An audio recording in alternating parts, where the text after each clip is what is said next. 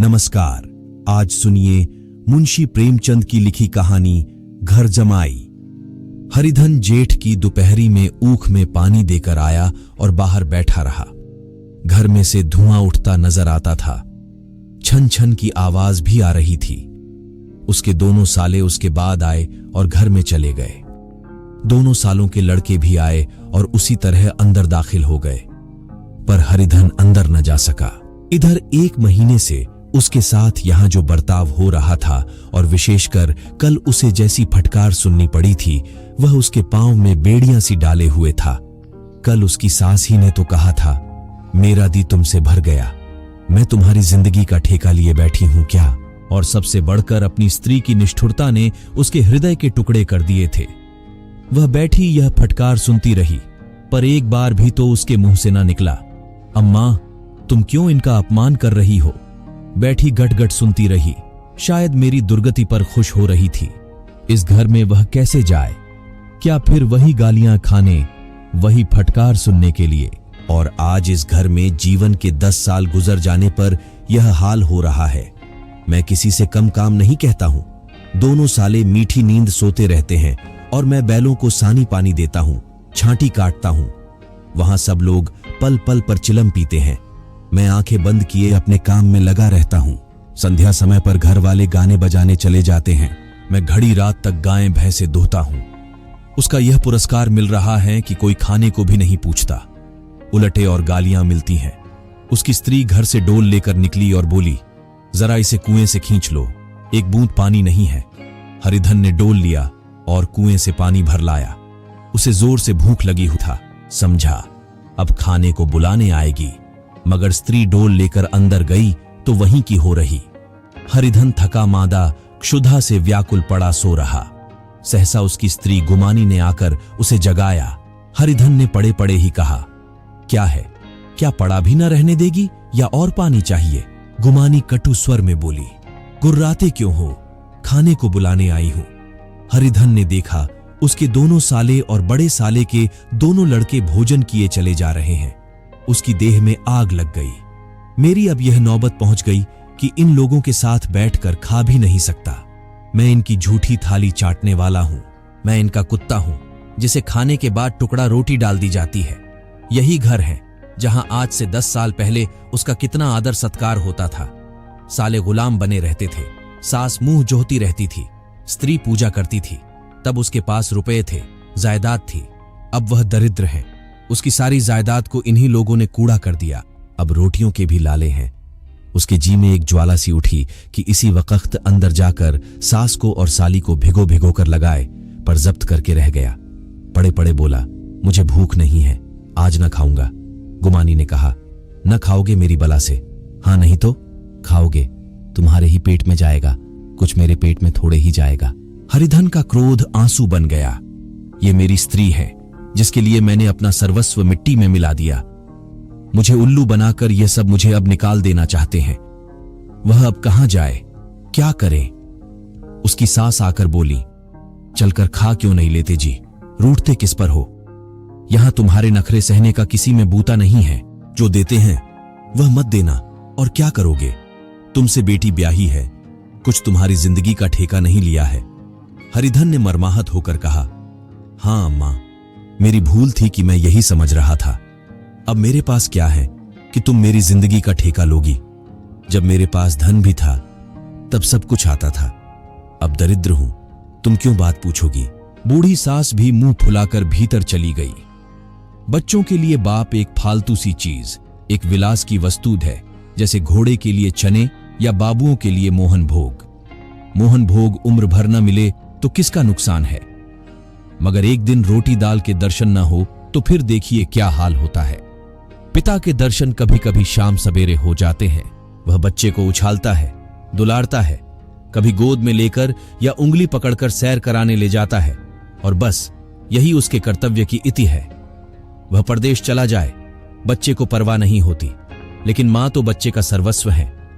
बालक 1 मिनट के लिए भी उसका वियोग नहीं सह सकता। पिता कोई हो, उसे परवाह नहीं, केवल एक उछालने कुदाने वाला आदमी होना चाहिए। लेकिन माता तो अपनी होनी चाहिए, 16 आने अपनी, वही रूप, वही रंग, वही प्यार, वही सब कुछ। वह अगर नहीं है तो बालक के जीवन का स्रोत मानो सूख जाता है। फिर वह शिव का नंदी है, पर फूल या जल चढ़ाना लाजिमी नहीं, अख्तियारी है। हरिधन की माता का आज 10 साल हुए, देहांत हो गया था। उस वक्त उसका विवाह हो चुका था। वह 16 साल का कुमार था, पर मां के मरते ही उसे मालूम हुआ कि मैं कितना निस्सहाय हूं, जैसे उस घर पर उसका अधिकार ही न रहा हो। बहनों के विवाह हो चुके थे, भाई कोई दूसरा न था। बेचारा अकेले घर में जाते भी डरता था। मां के लिए रोता था, पर मां की परछाई से डरता था। जिस कोठरी में उसमें देह त्याग किया था, उधर आंखें तक न उठाता। घर में एक बुआ थी, वह हरिधन को बहुत दुलार करती। हरिधन को अब दूध ज्यादा मिलता, काम भी कम करना पड़ता। बुआ बार बार पूछती, बेटा कुछ खाओगे? बाप भी अब उसे ज्यादा प्यार करते। उसके लिए अलग एक गाय मंगवा दी। कभी कभी उसे कुछ पैसे देते कि जैसे चाहे खर्च करे, पर इन मरहमों से वह घाव न पूरा होता था जिसने उसकी आत्मा को आहत कर दिया था। वह दुलार और प्यार बार बार मां की याद दिलाता। मां की घुड़कियों में जो मजा था, वह क्या इस दुलार में था? मां से मांग कर, लड़कर, ठुनक कर, रूठ कर लेने में जो आनंद था, वह क्या भिक्षादान में था? पहले वह स्वस्थ था, मांग मांग कर खाता था, लड़ लड़ कर खाता। अब वह बीमार था, अच्छे से अच्छे पदार्थ उसे दिए जाते थे, पर भूख न थी। साल भर तक वह इसी दशा में रहा। फिर दुनिया बदल गई। एक नई स्त्री, जिसे लोग उसकी माता कहते थे, उसके घर में आई और देखते देखते एक काली घटा की तरह उसके संकुचित भूमंडल पर छा गई। सारी हरियाली, सारे प्रकाश पर अंधकार का पर्दा पड़ गया। हरिधन ने इस नकली मां से बात तक न की, कभी उसके पास न गया तक नहीं। एक दिन घर से निकला और ससुराल चला आया। बाप ने बार बार बुलाया, पर उसके जीते जी वह फिर उस घर में न गया। जिस दिन उसके पिता के देहांत की सूचना मिली, उसे एक प्रकार का ईर्ष्यामय हर्ष हुआ। उसकी आंखों में आंसू की एक बूंद भी न आई। इस नए संसार में आकर हरिधन को एक बार फिर मातृ स्नेह का आनंद मिला। उसकी सास ने आर्षि वरदान की भांति उसके शून्य जीवन को विभूतियों से परिपूर्ण कर दिया। मरुभूमि में हरियाली उत्पन्न हो गई। सालियों की चुहल में, सास के स्नेह में, सालों के वाक विलास में और स्त्री के प्रेम में उसके जीवन की सारी आकांक्षाएं पूरी हो गईं। सास कहती, बेटा तुम इस घर को अपना ही समझो, तुम ही मेरी आंखों के तारे हो। वह उससे अपने लड़कों की, बहुओं की शिकायत करती। वह दिल में समझता था, असजी मुझे अपने बेटों से भी ज्यादा चाहती हैं। बाप के मरते ही वह घर गया और अपने हिस्से की जायदाद को कूड़ा करके रुपयों की थैली लिए फिर आ गया। अब उसका दूना आदर सत्कार होने लगा। उसने अपनी सारी संपत्ति सास के चरणों पर अर्पण करके अपने जीवन को सार्थक कर दिया। अब तक उसे कभी कभी घर की याद आ जाती थी, अब भूलकर भी उसकी याद न आती, मानो वह उसके जीवन का कोई भीषण कांड था जिसे भूल जाना ही उसके लिए अच्छा था। वह सबसे पहले उठता, सबसे ज्यादा काम करता। उसका मनोयोग, उसका परिश्रम देखकर गांव के लोग दांतों उंगली दबाते थे। उसके ससुर का भाग्य बखारते, जिसे ऐसा दामाद मिल गया। लेकिन ज्यों-ज्यों दिन गुजरते गए, उसका मान सम्मान घटता गया। पहले देवता था, फिर घर का आदमी, अंत में घर का दास हो गया। रोटियों में भी बाधा पड़ गई, अपमान होने लगा। अगर घर के लोग भूखों मरते और साथ ही उसे भी मरना पड़ता, तो उसे जरा भी शिकायत न होती। लेकिन जब वह देखता और लोग मूंछों पर ताव दे रहे हैं, केवल मैं ही दूध की मक्खी बना दिया गया हूं, तो उसके अंतस्तल से एक लंबी ठंडी आह निकल जाती। अभी उसकी उम्र कुछ 25 साल की तो थी। इतनी उम्र इस घर में कैसे गुजरेगी? और तो और उसकी स्त्री ने भी आंखें फेर ली। यह उस विपत्ति का सबसे क्रूर दृश्य था। हरिधन तो उधर भूखा प्यासा चिंता दाह में जल रहा था, इधर घर में सासी और दोनों सालों में बातें हो रही थीं। गुमानी भी हां में हां मिलाती जाती थी। बड़े साले ने कहा, हम लोगों की बराबरी करते हैं। यह नहीं समझते कि किसी ने उसकी जिंदगी भर का बीड़ा थोड़े ही लिया है। 10 साल हो गए, इतने दिनों में क्या 2-3 हजार न हड़प गए होंगे? छोटे साले ने कहा, मजूर हो तो आदमी घुड़के भी, ढांटे भी, अब इनसे कोई क्या कहे। न जाने इनसे कब पिंड छूटेगा भी या नहीं। अपने दिल में समझते होंगे, मैंने 2000 रुपये नहीं दिए हैं। ये नहीं समझते कि उनके 2000 रुपये कब के उड़ चुके हैं। 1.25 सेर तो 1 जून को चाहिए। सास गंभीर भाव से बोली, बड़ी भारी खुराक है। गुमानी माता के सिर से जूं निकल रही थी। सुलगते हुए हृदय से बोली, निकम्मे आदमी को खाने के सिवा और काम ही क्या रहता है। बड़े, खाने की कोई बात नहीं है, जिसको जितनी भूख हो उतना खाइए, लेकिन कुछ पैदा करना चाहिए। ये नहीं समझते कि पहुनई में किसी के दिन कटे हैं। छोटे, मैं तो एक दिन कह दूंगा, अब आप अपनी राह लीजिए, आपका कर्जा नहीं खाया है। गुमानी घर वालों की ऐसी ऐसी बातें सुनकर अपने पति से द्वेष करने लगी थी। अगर वह बाहर से 4 पैसे लाता तो इस घर में उसका कितना मान सम्मान होता, वह भी रानी बनकर रहती। न जाने क्यों कहीं बाहर जाकर कमाते उसकी नानी मरती हैं। गुमानी की मनोवृत्तियां अभी तक बिल्कुल बालपन की सी थीं। उसका अपना कोई घर न था। उसी घर का हित अहित उसके लिए भी प्रधान था। वह भी उन्हीं शब्दों में विचार करती, इस समस्या को उन्हीं आंखों से देखती जैसे उसके घर वाले देखते थे। सच तो है, 2000 रुपये में क्या किसी को मोल ले लेंगे। 10 साल में 2000 रुपये होते ही क्या है, 200 ही तो साल भर के हुए। क्या 2 आदमी साल भर में 200 भी न खाएंगे। फिर कपड़े लत्ते, दूध घी सब कुछ तो है। 10 साल हो गए, एक पीतल का छल्ला नहीं बना। घर से निकलते तो जैसे इनके प्राण निकलते हैं। जानते हैं, जैसे पहले पूजा होती थी वैसे ही जन्म भर होती रहेगी। यह नहीं सोचते कि पहले और बात थी, अब और बात है। बहू पहले ससुराल जाती है तो उसका कितना महान होता है। उसके डोली से उतरते ही बाजे बजते हैं। गांव मोहल्ले की औरतें उसका मुंह देखने आती हैं और रुपए देती हैं। महीनों उसे घर भर से अच्छा खाने को मिलता है, अच्छा पहनने को कोई काम नहीं लिया जाता, लेकिन 6 महीने बाद कोई उसकी बात भी नहीं पूछता। वह घर भर की लौड़ी हो जाती है। उनके घर में मेरी तो वही गति होती। फिर काहे को रोना। जो यह कहो कि मैं तो काम करता हूं तो तुम्हारी भूल है, मजूर और बात है। उसे आदमी डांटता भी है, मारता भी है, जब चाहता है रखता है, जब जी चाहता है निकाल देता है, कसकर काम लेता है। ये नहीं कि जब जी में आया कुछ काम किया, जब जी में आया पढ़कर सो रहे। हरिधन भी पड़ा अंदर ही अंदर सुलग रहा था कि दोनों साले बाहर आए और बड़े साहब बोले, भैया उठो, तीसरा पहर ढल गया, कब तक सोते रहोगे, सारा खेत पड़ा है। हरिधन छट से उठ बैठा और तीव्र स्वर में बोला, क्या तुम लोगों में मुझे उल्लू समझ लिया है। दोनों साले हक्का बक्का हो गए। जिस आदमी ने कभी जबान नहीं खोली, हमेशा गुलामों की तरह हाथ बांधे हाजिर रहा, वह आज एकाएक इतना आत्माभिमानी हो गया, यह उनको चौंका देने के लिए काफी था। कुछ जवाब न सूझा। हरिधन ने देखा इन दोनों के कदम उखड़ गए हैं तो एक धक्का और देने की प्रबल इच्छा को न रोक सका। उसी ढंग से बोला, मेरी भी आंखें हैं, अंधा नहीं हूं न बहरा ही हूं। छाती फाड़कर काम करूं और उस पर भी कुत्ता समझा जाऊं, ऐसे गड्ढे कहीं और होंगे। अब बड़े साले भी गरम पड़े, तुम्हें किसी ने यहां बांध तो नहीं रखा है। अब की हरिधन लाजवाब हुआ, कोई बात न सूझी। बड़े ने फिर उसी ढंग से कहा, अगर तुम यह चाहो कि जन्म भर पाहुने बने रहो और तुम्हारा वैसा ही आदर सत्कार होता रहेस तो हमारे बस की बात नहीं है। हरिधन ने आंखें निकालकर कहा, क्या मैं तुम लोगों से कम काम करता हूं। बड़े, ये कौन कहता है। हरिधन, तो तुम्हारे घर की यही नीति है कि जो सबसे ज्यादा काम करे वही भूखों मारा जाए। बड़े, तुम खुद खाने नहीं गए, क्या कोई तुम्हारे मुंह में कौर डाल देता।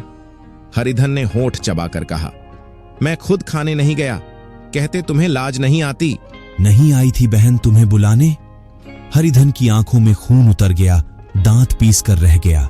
छोटे साले ने कहा, अम्मा भी आई थी, तुमने कह दिया मुझे भूख नहीं है तो क्या करती।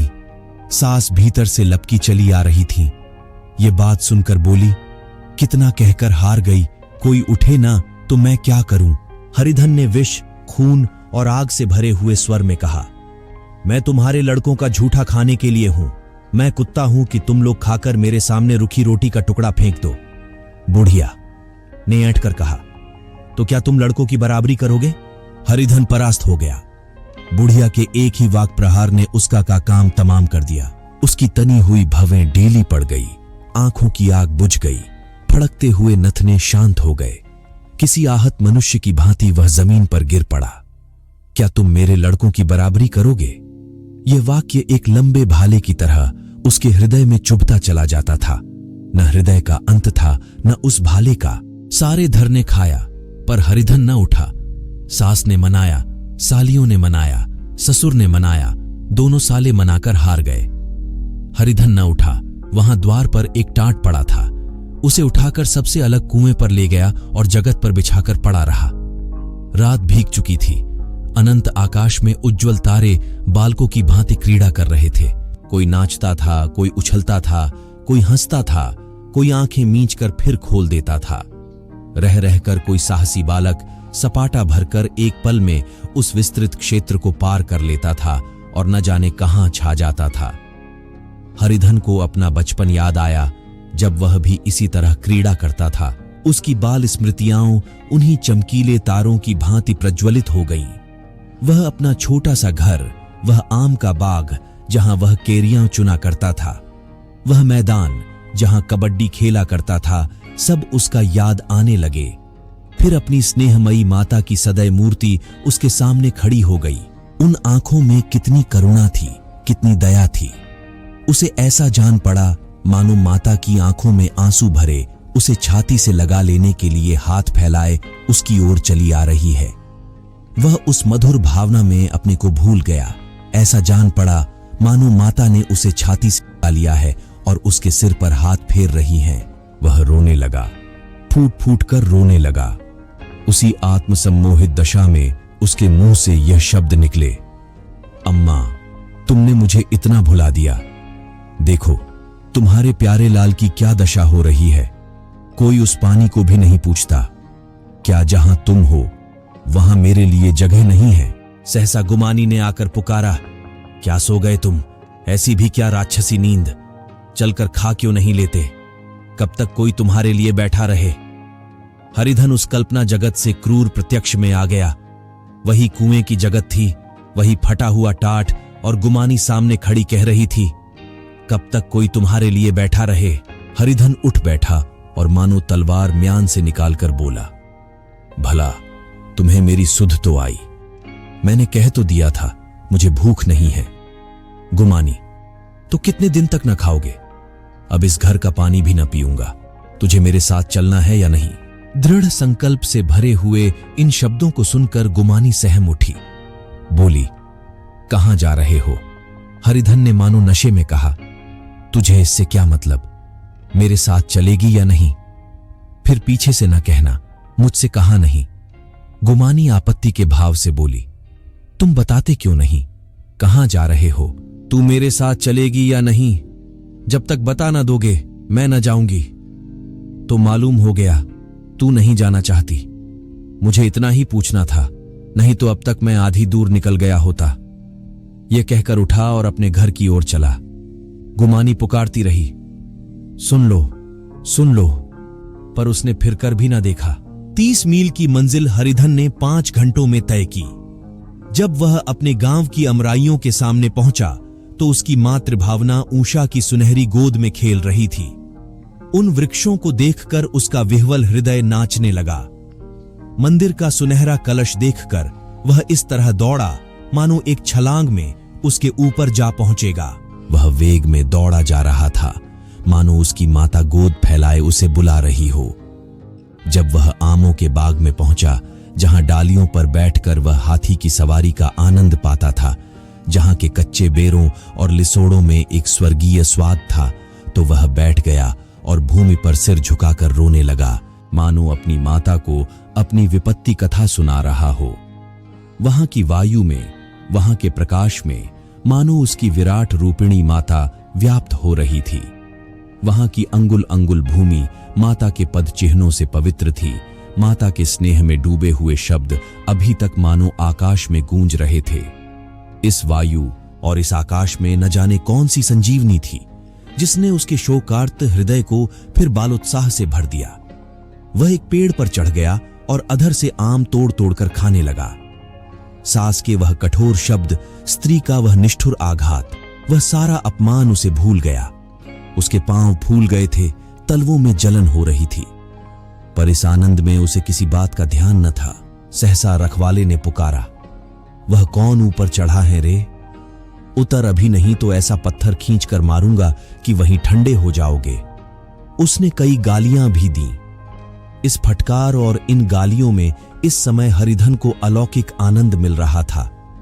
वह डालियों में छिप गया, कई आम काट काट नीचे गिराए और जोर से ठट्ठा मारकर हंसा। ऐसी उल्लास से भरी हुई हंसी उसने बहुत दिन से न हंसी थी। रखवाले को यह हंसी परिचित मालूम हुई, मगर हरिधन यहां कहां? वह ससुराल की रोटियां तोड़ रहा है। कैसा हंसोड़ा था, कितना चिबिल्ला! न जाने बेचारे का क्या हाल हुआ। पेड़ की डाल से तालाब में कूद पड़ता था। अब गांव में ऐसा कौन है?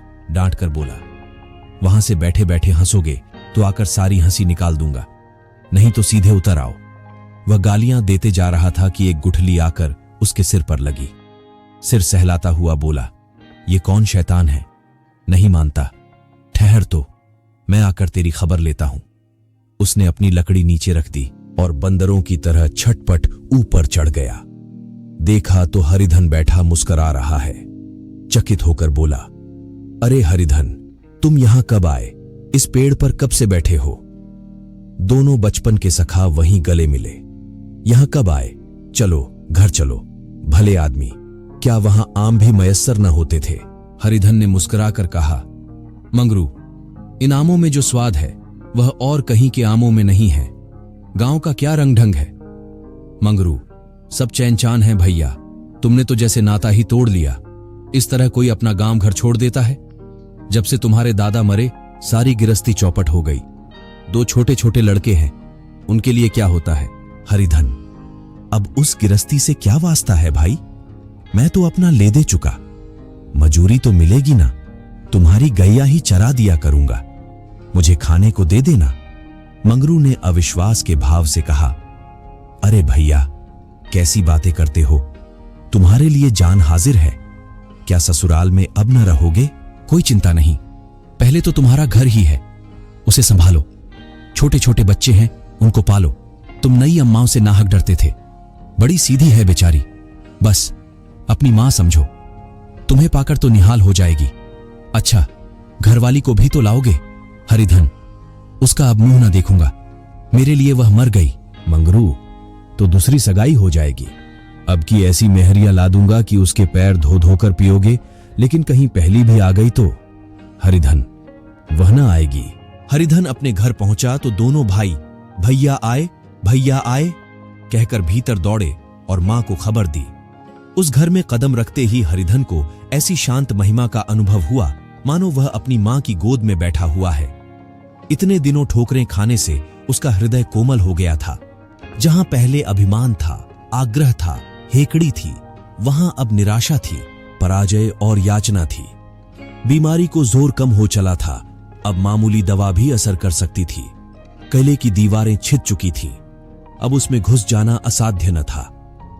वही घर जिससे वह एक दिन विरक्त हो गया था, अब गोद फैलाए उसे आश्रय देने को तैयार था। हरिधन का निर्वलंब मन यह आश्रय पाकर मानो तृप्त हो गया।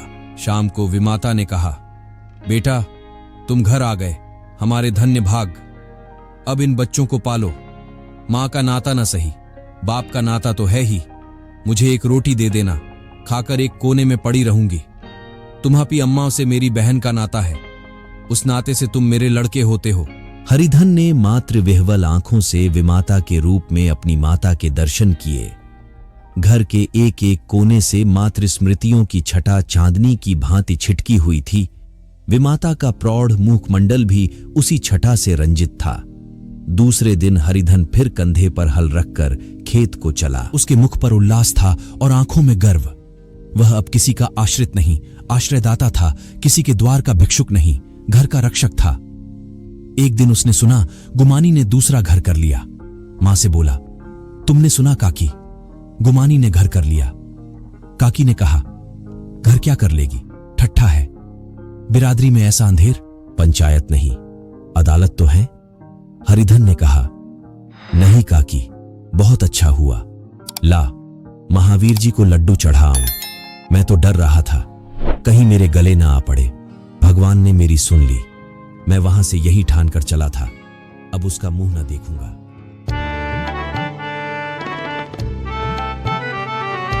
अब उसका मुंह न देखूंगा। आप सुन रहे थे मुंशी प्रेमचंद की लिखी कहानी घर जमाई।